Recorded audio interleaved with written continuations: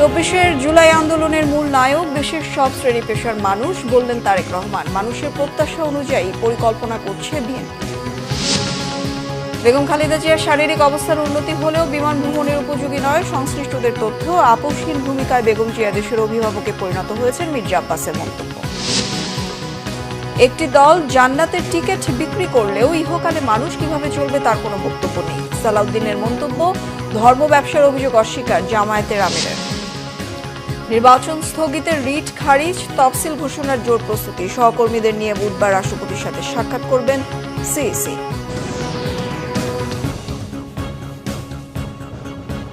Crown cement সংবাদ শিরোনাম দেখছিলেন, এবার বিস্তারিত। দেশ বিরোধী ষড়যন্ত্রের বিরুদ্ধে সজাগ থাকার আহ্বান জানিয়েছেন বিএনপির ভারপ্রাপ্ত চেয়ারম্যান তারেক রহমান। তার মতে ২৪ জুলাই আন্দোলনের মূল নায়ক এদেশের ছাত্র, শিক্ষক, কৃষক, শ্রমিক, গৃহবধূ, মুদি দোকানদার সহ সাধারণ মানুষ। তাই দেশ গঠনে সবাইকে সম্পৃক্ত করার তাগিদ দেন তারেক রহমান। আরো জানাচ্ছেন সিকান্দার রেমান। বিএনপির দেশ গড়ার পরিকল্পনা শীর্ষক কর্মসূচির দ্বিতীয় দিন প্রধান অতিথির বক্তব্যে বিএনপির ভারপ্রাপ্ত চেয়ারম্যান তারেক রহমান বলেন, বিএনপি ছাড়া অন্য কোনো রাজনৈতিক দল দেশ গড়ার বিষয়ে বিস্তারিত পরিকল্পনা জানাতে পারেনি। কৃষিবিদ ইনস্টিটিউটে আয়োজিত অনুষ্ঠানে তারেক রহমান জানান, দেশের মানুষ যেমন চাইছে ঠিক তেমনি পরিকল্পনা বিএনপির। আমরা দেখছি এর মধ্যে বহু ষড়যন্ত্র চলছে, জিনিসটা যাতে সত্যটা প্রকাশ না পায়, বিভিন্ন জনের বিভিন্ন ষড়যন্ত্র চলছে। কিন্তু পেটের ক্ষুধা কিন্তু বাস্তব কথা বলে, খালি পকেট বাস্তব কথা বলে। আমরা যদি পত্রিকার পাতা খুলি, খবরের কাগজ দেখি, আমরা তাহলে দেখতে পাই বিভিন্ন শ্রেণী পেশার মানুষের বিভিন্ন সমস্যা। মিল ফ্যাক্টরি বন্ধ হয়ে যাচ্ছে, দেশি হোক বিদেশি হোক বিনিয়োগকারীরা বলছে আমরা বিনিয়োগ করব না, করতে চাই না। হাসপাতালগুলোতে সেই ঠিকভাবে চিকিৎসার সুবিধা নেই। স্কুল কলেজগুলোতে অনেক জায়গাতেই সঠিকভাবে শিক্ষা কার্যক্রম পরিচালিত হচ্ছে না। রাস্তায় বের হলে ছিনতাই বলো যাই বলে এগুলো তো আছেই, কিন্তু অ্যাক্সিডেন্টের হাত থেকে সুস্থ শরীরে ফিরে আসা যাবে কিনা সেটারও কিন্তু গ্যারান্টি নেই। কোন কোন রাজনৈতিক দল সনদ নিয়ে কথা বলছে, কেউ নির্দিষ্ট এজেন্ডা বাস্তবায়নের কথা ভাবছে, কিন্তু বিএনপি জনসম্পৃক্ত বিষয় নিয়ে কাজ করছে বলেও জানান তারেক রহমান। সরকারি চাকরির জন্য যাদের বয়স নেই তাদেরকেও সুখবর দিলেন তারেক রহমান। বললেন, প্রশিক্ষণের মাধ্যমে নানা বয়সী বেকারদের কাজে লাগানো হবে। প্রার্থীদের জন্য কাজ নয়, ধানের শীষের জন্য কাজ করার কথা বলেন বিএনপির ভারপ্রাপ্ত চেয়ারম্যান। হয়তো এমনও হতে পারে তোমার এলাকায় যেই প্রার্থী ঘোষণা করা হয়েছে দলের পক্ষ থেকে, একটা তো সিদ্ধান্ত নিতেই হবে আমাদেরকে। আমরা একটা সিদ্ধান্ত নিয়েছি, কম বেশি যেটা মনে হয়েছে ভালো হবে আমরা সেটাই নিয়েছি। হয়তো তুমি একজনকে পছন্দ করতে, তুমি হয়তো সে হয়তো পায়নি, যে পেয়েছে তার সাথে হয়তো তোমার সম্পর্ক আছে, হয়তো অতটা না, একটু কম সম্পর্ক। ভাইরে, তুমি তো প্রার্থীর জন্য কাজ করছো না, তুমি তো তোমার ধানের শীষের জন্য কাজ করছো, তুমি তো তোমার দলের জন্য করছো। তো এখানে প্রার্থী মুখ্য নয়, এখানে মুখ্য হচ্ছে তোমার দল, এখানে মুখ্য হচ্ছে দেশ এবং দেশ গঠনের পরিকল্পনা, যেটা প্ল্যান এবং প্ল্যানিং প্রোগ্রাম, এটা হচ্ছে মুখ্য, এবং মুখ্য হচ্ছে ধানের শীষ। তারেক রহমান জানান, ৫০ লাখ পরিবারের নারী সদস্যকে ফ্যামিলি কার্ড দেওয়ার মাধ্যমে পুরো পরিবারকে স্বাবলম্বী করা হবে। বলেন, প্রাথমিক শিক্ষার গুণগত মান উন্নয়ন করে শিশু অবস্থা থেকেই শিক্ষার্থীদের ভিত গড়ে তোলার পরিকল্পনা বিএনপির। ঘরে দুয়ারে দুয়ারে তোমাদের যাওয়া। Sikandar রেমান, Bangla vision, Dhaka. BNP chairperson Begum Khaleda জিয়ার শারীরিক অবস্থার কিছুটা উন্নতি হয়েছে। মেডিকেল বোর্ড সংশ্লিষ্ট বিভিন্ন সূত্র জানালেও বিএনপির পক্ষ থেকে আনুষ্ঠানিকভাবে কিছু জানানো হয়নি। গতকাল বিকেল 3:30টার দিকে এভারকেয়ার হাসপাতালে যান বেগম খালেদা জিয়ার পুত্রবধূ তারেক রহমানের স্ত্রী ডাক্তার জোবায়দা রহমান। খালেদা জিয়ার স্বাস্থ্য ও চিকিৎসার বিষয় নিয়ে চিকিৎসক দলের সাথে সমন্বয় করছেন তিনিও। এদিকে উন্নত চিকিৎসার জন্য বেগম খালেদা জিয়ার লন্ডন যাত্রা আরেক দফা পিছিয়ে যাচ্ছে। বেসামরিক বিমান চলাচল কর্তৃপক্ষ সূত্র জানিয়েছে, এয়ার অ্যাম্বুলেন্সের জন্য মঙ্গলবারের শিডিউল প্রত্যাহারের আবেদন জানায় সংস্থাটি। এর আগে এয়ার অ্যাম্বুলেন্সটি মঙ্গলবার ঢাকায় অবতরণের অনুমতি চেয়েছিল, যা বরাদ্দ করা হয়। তবে কি কারণে শিডিউল প্রত্যাহারের আবেদন করেছে তা জানা যায়নি। এর আগে সবশেষ ব্রিফিংয়ে বেগম খালেদা জিয়ার ব্যক্তিগত চিকিৎসক ও বিএনপির স্থায়ী কমিটির সদস্য ডাক্তার AJM জাহিদ হোসেন জানান, বেগম খালেদা জিয়ার সুস্থতাকে সর্বাধিক অগ্রাধিকার দিচ্ছে মেডিকেল বোর্ড। এয়ার অ্যাম্বুলেন্সে ভ্রমণ করার মতো অবস্থা হলেই মেডিকেল বোর্ড পরবর্তী সিদ্ধান্ত নেবে। দর্শক, এই মুহূর্তে এভারকেয়ার হাসপাতালের সামনে আছেন আমাদের বিশেষ প্রতিনিধি গোলাম ময়নুল আহসান, যুক্ত হচ্ছি তার সঙ্গে। আহসান, বেগম খালেদা জিয়ার শারীরিক অবস্থা এবং চিকিৎসা নিয়ে সর্বশেষ আপডেট কি রয়েছে আপনার কাছে? বিপাশা, আপনি ধন্যবাদ। আপনার জানেন এর আগে বিএনপি চেয়ারপারসন বেগম খালেদা জিয়া বহুবার কিন্তু এভারকেয়ার এসেছেন, কিন্তু এইবার এই সময়টা কিন্তু বেশ লম্বা সময় পার করছেন। গত 23 নভেম্বর উনি এভারকেয়ার এসেছেন এবং এখনো পর্যন্ত এখানে তার চিকিৎসা চলছে এবং 23 তারিখে পরে 27 তারিখে কিন্তু তাকে সিসিউতে নেওয়া হয়। এখন কিন্তু সেইভাবে তার বিশেষজ্ঞ চিকিৎসক, অন্যবার যেটা বিষয়টা থাকে যে শুধু বাংলাদেশের চিকিৎসক তার চিকিৎসা করতেন, এবার কিন্তু একটা মেডিকেল টিম একটা কাজ করছেন, যেখানে চীনা চিকিৎসকরা আছেন, যেখানে আছেন লন্ডন থেকে চিকিৎসকরা আসছেন। সবাই কিন্তু তার অব্যাহতভাবে তার চেষ্টা করেছেন তার শারীরিক অবস্থা উন্নতি করার জন্য। এবং গত 5 ডিসেম্বর কিন্তু বেগম খালেদা জিয়ার পুত্রবধূ জোবাইদা রহমান কিন্তু ঢাকাতে এসেছেন এবং উনিও কিন্তু এই বিষয়টা তদারকি করছেন, চিকিৎসার বিষয়টি। আমরা যেটা জানি, সবশেষ যেটা জানি যে গতকাল 3:33 জোবাইদা রহমান এভারকেয়ার এসেছিলেন, লম্বা সময় এখানে থেকেছেন এবং এখান থেকে বের হয়ে গেছেন 11টার সময় বের হয়েছেন। এবং এর আগে 10টার দিকে একটা মেডিকেল টিম গঠন হয়েছিল, মেডিকেল টিম বসেছিল, যেখানে তারেক জিয়াও সেই মিটিংয়ে যুক্ত ছিলেন। এবং তারপরে কিন্তু আমাদেরকে আনুষ্ঠানিক কোনো এগুলো সব কিন্তু অনানুষ্ঠানিকভাবে আমরা জানছি। তার বিষয় হচ্ছে আমাদেরকে বিএনপির পক্ষ থেকে কোনো কিছুই বলা হয়নি, আর বিএনপির পক্ষ থেকে কেউ আসলে কথাও বলছেন না। কারণ বিএনপির পক্ষ থেকে একমাত্র কথা বলছেন AJM জাহিদ হোসেন, যিনি বিএনপির স্থায়ী কমিটির সদস্য, তিনি নিজেও একজন চিকিৎসক। তো আমাদেরকে আসলে আনুষ্ঠানিকভাবে কিছু জানানো হয়নি। আজকে কিন্তু 8:20 জার্মান ভিত্তিক একটা এয়ার অ্যাম্বুলেন্স ঢাকাতে আসার কথা ছিল, মানে অনুমতি চেয়েছিল, কিন্তু পরে তারা কিন্তু সেই অনুমতিটা তারা প্রত্যাহার করে নিয়েছে এবং সেই অ্যাম্বুলেন্সটি গতকাল আগামীকাল বুধবারে খালেদা জিয়াকে লন্ডনে যাওয়ার একটা কথা ছিল, কিন্তু কোনো কিছু আসলে হচ্ছে না। বিএনপির পক্ষ থেকেও আমাদেরকে আসলে কিছু জানানো হয়নি যে কবে আসলে ওনাকে আদৌ কি বিদেশে নিয়ে যাওয়া হবে কিনা বা দেশেই তার চিকিৎসা সম্পন্ন হবে কিনা। তবে আমরা যেটুকু জেনেছি যে ওনার শরীরের অবস্থা স্থিতিশীল এবং ডাক্তাররা ওনাকে নিবিড়ভাবে পর্যবেক্ষণ করছেন, আসলে ওনাকে দেশে রাখবেন না বিদেশে নিয়ে যাবেন। আসলে বিএনপির পক্ষ থেকে সর্বোপরি কোনো সিদ্ধান্ত আসেনি। এ ছিল বিপাশা আমার কাছে সর্বশেষ। আহসান, ধন্যবাদ আপনাকে। দর্শক, এভারকেয়ারের সামনে থেকে যুক্ত হয়েছিলেন সহকর্মী গোলাম ময়নুল আহসান। মানুষের ভালোবাসা ও দোয়ায় বিএনপি চেয়ারপারসন বেগম খালেদা জিয়া বাংলাদেশের অভিভাবক হিসেবে অধিষ্ঠিত হয়েছেন বলে মন্তব্য করেছেন দলটির স্থায়ী কমিটির সদস্য মির্জা আব্বাস। মানুষের দোয়া ও ভালোবাসায় বিএনপি চেয়ারপারসন দ্রুতই সুস্থ হয়ে মানুষের মাঝে ফিরে আসবেন বলে আশা তার। এদিকে গণতন্ত্র পুনরুদ্ধারের সংগ্রাম এখনও শেষ হয়নি বলে মন্তব্য করেছেন বিএনপির স্থায়ী কমিটির আরেক সদস্য আমির খসরু মাহমুদ চৌধুরী। মুবাশশির আহমদের রিপোর্ট। পশুর রোগ প্রতিরোধ নির্ণয় ও চিকিৎসা বিজ্ঞান প্রচার সংক্রান্ত ফ্রি ভেটেরিনারি মেডিকেল ক্যাম্প আয়োজন করে রমনা থানা বিএনপি, ঢাকা মহানগর দক্ষিণ।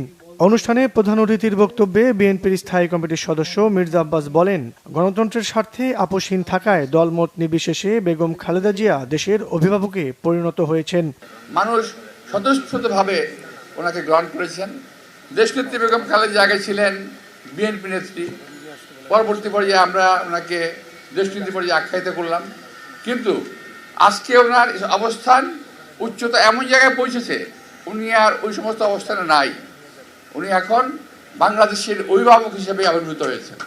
জানান বিএনপি চেয়ারপারসন বেগম খালেদা জিয়া অসুস্থ থাকায় দুঃখ হতাশা নিয়েই নির্বাচনী সভা সমাবেশ করছে বিএনপি। আমরা যারা নির্বাচনা করছি এবং বিভিন্ন অনুষ্ঠানে যাচ্ছি এরকম, কিন্তু আমাদের মনের ভিতরে কিন্তু সেই প্রশান্তিটা নাই যে প্রশান্তি নিয়ে আমরা বরাবর নির্বাচন করেছি।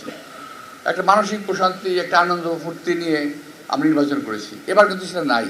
এদিকে দল বিলুপ্ত করে বিএনপিতে যোগ দিয়েছেন বাংলাদেশ লিবারেল ডেমোক্রেটিক পার্টি এলডিপির একাংশের চেয়ারম্যান শাহাদাত হোসেন সেলিম। গুলশানে বিএনপি চেয়ারপারসন কার্যালয়ে শাহাদাত হোসেন সেলিমের বিএনপিতে আনুষ্ঠানিক যোগদান অনুষ্ঠানে উপস্থিত ছিলেন বিএনপির স্থায়ী কমিটির সদস্য আমির খসরু মাহমুদ চৌধুরী। এ সময় তিনি বলেন, ভোটের মাধ্যমেই গণতন্ত্রের পুনরুদ্ধার করা হবে। মান অভিমান দিয়ে আমার মূল যে উদ্দেশ্য, সেখান থেকে আমরা সরে দাঁড়াতে পারবো না। ওই জায়গায় আমাদের ঐক্যবদ্ধ থাকতে হবে। আমাদের নিজেদের মধ্যে মান অভিমান থাকতে পারে, রাজনীতিতে প্রতিযোগিতাও আছে, এটাও ঠিক, প্রতিযোগিতা থাকবে এবং থাকা উচিত। যেই দলের প্রতিযোগিতা থাকে না সেই দলের কোনো রাজনৈতিক ভবিষ্যৎ নাই। আসন্ন নির্বাচনে লক্ষ্মীপুর 1 আসনে শাহাদাত হোসেন সেলিম বিএনপি থেকে নির্বাচন করবে বলেও জানানো হয়। মুবাশশির আহমেদ, বাংলা ভিশন, ঢাকা। বিএনপির স্থায়ী কমিটির সদস্য সালাউদ্দিন আহমেদের অভিযোগ, ধর্মের নামে ট্যাবলেট বিক্রি করে জনগণের সাথে প্রতারণার পরিকল্পনা করছে ধর্ম ব্যবসায়ী একটি দল। তারা জান্নাতের টিকিট বিক্রি করলেও ইহকালে মানুষ কিভাবে চলবে তার কোনো বক্তব্য নেই। বিএনপির সিনিয়র যুগ্ম মহাসচিব রুহুল কবির রিজভী অভিযোগ করেন, ইউরোপের অন্ধকার যুগকে ফিরিয়ে আনতে চাচ্ছে জামায়াত। আরো জানাচ্ছেন সিকান্দার ইমান। বাংলাদেশ জাতীয়তাবাদী দল বিএনপির দেশ গড়ার পরিকল্পনার শীর্ষক কর্মসূচির দ্বিতীয় দিন সোমবার সকালে কৃষিবিদ ইনস্টিটিউশনে নির্বাচনী প্রচারের নানা দিক নিয়ে কথা বলেন বিএনপির সিনিয়র যুগ্ম মহাসচিব রুহুল কবির রিজভী। ধর্ম নিয়ে যারা রাজনীতি করছেন তাদের সমালোচনাও করেন তিনি। যে ইন্টালিজেন্স, ইউরোপের যে পাপ মোচনের যে ঘটনাটি, যে পাপ মোচন হয়ে যাবে যদি পাদ্রী সাহেবের বা পোপের একটা চিঠি পাওয়া যায়, তাহলে সরাসরি স্বর্গে চলে যাবে, তার অনেক পাপ, সেখান থেকে কিছু পাপ কমে যাবে। ঠিক সে জিনিসটা এখন জামাত ইসলাম করছে, অর্থাৎ তারা ইউরোপের মধ্যযুগকে, অন্ধকার যুগকে ফিরিয়ে নিয়ে আসতে চাচ্ছে। একই অনুষ্ঠানে বিএনপির স্থায়ী কমিটির সদস্য সালাউদ্দিন আহমেদ জানান, দেশবাসীর কল্যাণে কাজ করতে সঠিক পরিকল্পনার মাধ্যমে এগুতে চায় BNP. Health card, family card সহ সাধারণ মানুষের মৌলিক চাহিদা পূরণে বিএনপির মহাপরিকল্পনার কথা জানান তিনি। বলেন, ধর্ম ব্যবসায়ীদের মুখোশ উন্মোচিত হয়ে গেছে। যদি আমরা রাষ্ট্র পরিচালনার ক্ষেত্রে আগের থেকে পরিকল্পনা প্রণয়ন না করি, তাহলে আমরা ফেল করার জন্যই পরিকল্পনা করলাম। এখন এই কথাটা তো আমাদের ধর্ম ব্যবসায়ী বন্ধুদের উদ্দেশ্যে বলা হয়ে গেল মনে হয়। তারা কেবলই বলছে যে এখানে একটু মার্কাতে ভোট দিলে তরতরাইয়া জান্নাতে যাবে, তার আগে ইহকালে কিভাবে চলবে এর কোনো বক্তব্য নাই। মানে যেই দলের কোনো নীতি আদর্শ নেই, কোনো পরিকল্পনা নাই, শুধুমাত্র ধর্মের নামে একটা ট্যাবলেট বিক্রি করে জনগণের সাথে প্রতারণা করার পরিকল্পনা করছে, তাদেরকে জনগণ ইতিমধ্যে চিনেছে, তাদের মুখোশ উন্মোচিত হয়েছে। বিএনপির আদর্শ ও শহীদ রাষ্ট্রপতি জিয়াউর রহমানের কর্মপদ্ধতির কথা তুলে ধরার পাশাপাশি ক্ষমতায় গেলে যেসব উন্নয়ন ও অগ্রগতির পরিকল্পনা রয়েছে তৃণমূল পর্যায়ে ভোটারদের কাছে তা তুলে ধরতেও বলেন বিএনপির সিনিয়র নেতারা। সিকান্দার রেমান, বাংলা ভিশন, ঢাকা। জামায়াত ক্ষমতায় গেলে দেশের স্বার্থে জাতীয় সরকার গঠন করবে বলে আবারও জানিয়েছেন দলটির আমির ডাক্তার শফিকুর রহমান। তিনি বলেন, ফেব্রুয়ারিতে নির্বাচন না হলে দেশ ভয়াবহ ঝুঁকির মধ্যে পড়বে। দেশ ক্ষতির মুখে পড়ুক সেটা জামায়াত চায় না। ইউরোপীয় ইউনিয়নের রাষ্ট্রদূতের সঙ্গে সৌজন্য সাক্ষাৎ শেষে সাংবাদিকদের সঙ্গে আলাপকালে তিনি কথা বলেন। ডাক্তার শফিকুর রহমান বলেন, জামায়াত রাষ্ট্রীয় ক্ষমতায় গেলে দেশে প্রপোর্শনাল রিপ্রেজেন্টেশন পিআর ব্যবস্থা চালু, আইনের শাসন প্রতিষ্ঠা এবং অর্থনীতি সচল করার পদক্ষেপ নেবে। তিনি বলেন, জামায়াত ধর্মকে ব্যবহার করে না, ধর্ম কাজের অংশ। বরং নির্বাচনের আগে যারা টুপি পরে তসবিহ হাতে ছবি তুলতে ব্যস্ত তারাই ধর্মকে ব্যবহার করে। জামায়াতের আমির আরও দাবি করেন, দুর্নীতির বিরুদ্ধে কঠোর অবস্থান নেওয়া হবে, কেউ দুর্নীতি করবে না, করতে দেওয়াও হবে না। সবার জন্য সমান বিচার নিশ্চিত করা হবে। তিনি আরও বলেন, জামায়াত দলের স্বার্থে নয়, জনগণের স্বার্থকে গুরুত্ব দিয়ে রাজনীতি করে। আমরা মনে করি যে ফেব্রুয়ারির ঘোষিত এই টাইমলাইনের ভিতরে নির্বাচন হওয়াই দেশের জন্য একান্ত প্রয়োজন। এর সামান্য কোনো ব্যত্যয় ঘটলে দেশ দারুণভাবে ক্ষতিগ্রস্ত হবে। আমরা ধর্মকে ব্যবহার করি না, ধর্ম ব্যবহার করলে কে করে সেটা আপনারা ভালো বুঝেন। ইলেকশনের সময় নতুন করে যারা বেশি বেশি নামাজ শুরু করেন, টুপি পরেন, তসবিহ হাতে নিয়ে ঘুরান, ধর্মকে তারাই বোধহয় সম্ভবত ব্যবহার করেন। আমরা কিন্তু সারা বছর তসবিহ হাতে নিয়ে ঘুরাই না, তসবিহ বুকে নিয়ে ঘুরাই আমরা। আসন্ন ত্রয়োদশ জাতীয় সংসদ নির্বাচনের সব কার্যক্রম স্থগিত চেয়ে দায়ের করা রিট উত্থাপিত হয়নি মর্মে খারিজ করে দিয়েছে হাইকোর্ট। গতকাল বিচারপতি শিকদার মাহমুদুর রাজির নেতৃত্বাধীন হাইকোর্ট বেঞ্চ এই আদেশ দেন। এর আগে গত 3 ডিসেম্বর আসন্ন ত্রয়োদশ জাতীয় সংসদ নির্বাচনের সব কার্যক্রম স্থগিত চেয়ে রিট দায়ের করা হয়। রিটের নির্বাহী বিভাগ থেকে নির্বাচন কমিশনের সচিব, রিটার্নিং কর্মকর্তা ও সহকারী রিটার্নিং কর্মকর্তা নিয়োগ, অবৈধ ঘোষণা এবং ইলেকটোরাল সার্ভিস কমিশন গঠনের নির্দেশনা চাওয়া হয়। নিবন্ধিত রাজনৈতিক দল বাংলাদেশ কংগ্রেসের মহাসচিব অ্যাডভোকেট ইয়ারুল ইসলাম এ রিট দায়ের করেন। তফসিল ঘোষণার সকল প্রস্তুতি প্রায় শেষ। আগামী 10 ডিসেম্বর বুধবার সিএসির বক্তব্য রেকর্ড করবে বিটিভি ও বাংলাদেশ বেতার। এদিকে সিএসির সাথে দেখা করে জামায়াত ইসলামের সেক্রেটারি জেনারেল মিয়া গোলাম পরওয়ার বলেছেন, এখনো নির্বাচনের লেভেল প্লেইং ফিল্ড তৈরি করতে পারেনি ইসি। আরও জানাচ্ছেন আসমা আক্তার নূপুর। নির্বাচনের তফসিল ঘোষণায় ব্যস্ত কমিশন। সেই আলোকে সোমবার বিকেলে মাঠ পর্যায়ের নির্বাচন কর্মকর্তাদের সাথে ভার্চুয়ালি সভা করেন প্রধান নির্বাচন কমিশনার সহ অন্যান্য কমিশনার ও কর্মকর্তারা। সভা শেষে ইসি সচিব আক্তার আহমেদ সাংবাদিকদের জানান, বুধবার রাষ্ট্রপতির সাথে সাক্ষাৎ করবেন প্রধান নির্বাচন কমিশনার। একই দিন বাংলাদেশ বেতার ও বাংলাদেশ টেলিভিশনকে জাতির উদ্দেশ্যে সিএসির বক্তব্য রেকর্ড করতে চিঠি দেওয়া হয়েছে। ডিসেম্বরের 10 তারিখে মাননীয় প্রধান নির্বাচন কমিশনার স্যার বাংলাদেশ টেলিভিশন এবং বাংলাদেশ বেতারে একটা ভাষণ রেকর্ড করবেন। এখন রেকর্ডের বিষয়বস্তুটা এবং সময়টা এটা স্যার নির্ধারণ করবেন। তফসিল ঘোষণার জন্য তো প্রস্তুতি 24শে নভেম্বর গত বছরের থেকে তো শুরু করা হয়েছে এবং এটা ধারাবাহিকভাবে একটু একটু একটু একটু করে আজকে এই পর্যন্ত এসছে। অবস্থানগত সকল প্রস্তুতির কথাও জানান তিনি। আইন বিচার সংসদ বিষয়ক মন্ত্রণালয় থেকে পাইনি। একটা হচ্ছে যে আপনার আরপিওর লাস্ট অ্যামেন্ডমেন্ট, যেটা নির্বাচন পরিচালনা বিধিমালা এবং রাজনৈতিক দল এবং প্রার্থীর আচরণ বিধিমালার সংশোধনী, এই তিনটা এখন আমরা হাতে পাইনি। এটা তিনটা পেলেই আপনার ম্যানুয়ালটা প্রিন্টিংয়ে দেওয়া যাবে। এদিকে সকাল 11টায় জামায়াতে ইসলামীর সেক্রেটারি জেনারেল মিয়া গোলাম পরওয়ারের নেতৃত্বে 6 সদস্যের প্রতিনিধি দল দেখা করেছে সিএসির সাথে। প্রায় 2 ঘন্টা বৈঠক শেষে গোলাম পরওয়ার বলেন, নির্বাচনের জন্য অধীর অপেক্ষায় মানুষ। একটি রাজনৈতিক দলের অন্য দলের উপর হামলার নিন্দাও জানান তিনি। নির্বাচনের লেভেল প্লেইং ফিল্ড সম্পর্কে নিশ্চিত করতে পারেননি এবং পারেননি যে বিদ্যমান প্রশাসনিক অবস্থার কিছু তথ্য প্রমাণ স্পেসিফিক আমরা ওনাদের সামনে তুলে ধরে বলেছি যে এই অবস্থা থাকলে এটাকে আমরা লেভেল প্লেইং ফিল্ড হিসেবে গ্রহণ করব না, সুনির্দিষ্টভাবে আপনাদেরকে পদক্ষেপ নিতে হবে। প্রবাসী ভোটারদের রেজিস্ট্রেশন প্রক্রিয়ায় জটিলতা নিরসন, অবৈধ অস্ত্রের বিরুদ্ধে কঠোর পদক্ষেপের দাবিও জানিয়েছে জামায়াত। আসমা আক্তার নূপুর, বাংলা ভিশন, ঢাকা। নির্বাচন সামনে রেখে ব্যারিস্টার আনিসুল ইসলাম মাহমুদের নেতৃত্বাধীন জাতীয় পার্টি এবং আনোয়ার হোসেন মঞ্জুর জাতীয় পার্টি জেপির নেতৃত্বে ঘোষণা হয়েছে আরেকটি জোট, জাতীয় গণতান্ত্রিক ফ্রন্ট এনডিএফ। ফ্যাসিবাদের চির অবসান, রাষ্ট্র সংস্কার, বাংলাদেশি জাতীয়তাবাদ, মধ্যপন্থার রাজনীতি, ইসলামী মূল্যবোধ এবং ধর্মীয় সম্প্রীতির উদ্দেশ্য জানিয়েছেন এ জোটের উদ্যোক্তারা। আরও জানাচ্ছেন মহিবুল্লাহ মুহিব। ত্রয়োদশ জাতীয় সংসদ নির্বাচনকে ঘিরে রাজনীতিতে চলছে নানা মেরুকরণ। জামাত ও ইসলামী আন্দোলন সহ 8 দলীয় জোটের পর রবিবার আত্মপ্রকাশ ঘটে এনসিপি, এবি পার্টি ও রাষ্ট্র সংস্কার আন্দোলন মিলে গণতান্ত্রিক সংস্কার জোটের। সোমবার রাজধানীর গুলশানের এমানুয়েলস পার্টি সেন্টারে সংবাদ সম্মেলন করে 20 দলের সমন্বয়ে নতুন জোটের ঘোষণা দেন ব্যারিস্টার আনিসুল ইসলাম মাহমুদ। জনতা পার্টি বাংলাদেশ, বাংলাদেশ জাতীয় পার্টি, তৃণমূল, বিএনপি, বাংলাদেশ সাংস্কৃতিক মুক্তি জোট, বিএনএম, বাংলাদেশ মুসলিম লীগ, জাতীয় ইসলামিক মহাজোট, জাতীয় সংস্কার জোট, বাংলাদেশ লেবার পার্টি, স্বাধীন পার্টি, জাতীয় স্বাধীনতা পার্টি, বাংলাদেশ মানবাধিকার পার্টি, বাংলাদেশ সর্বজনীন দল, Bangladesh Janakalyan party, applied Democratic party, Bangladesh গণতান্ত্রিক আন্দোলন ডেমোক্রেটিক পার্টি এবং বাংলাদেশ জাতীয় লীগ মিলে এই জোটের আত্মপ্রকাশ ঘটে। জনগণ ফেব্রুয়ারিতে একটা অর্থবহ ভোট চায়।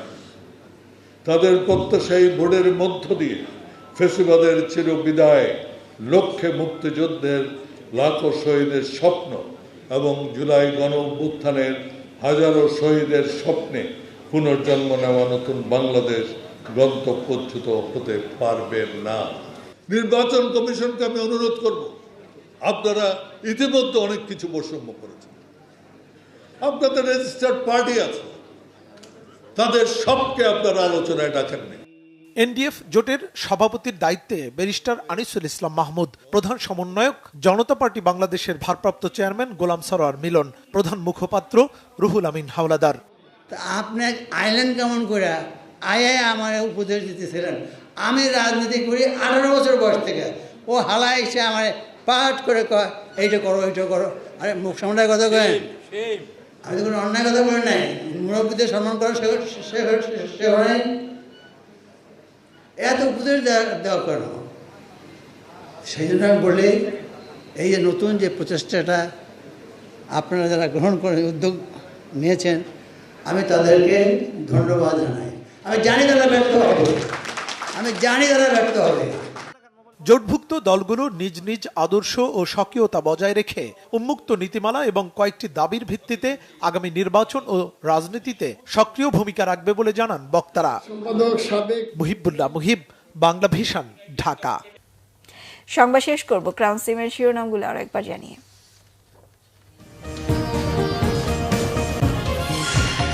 24শে জুলাই আন্দোলনের মূল নায়ক দেশের সব শ্রেণী পেশার মানুষ, বললেন তারেক রহমান। মানুষের প্রত্যাশা অনুযায়ী পরিকল্পনা করছে বিএনপি।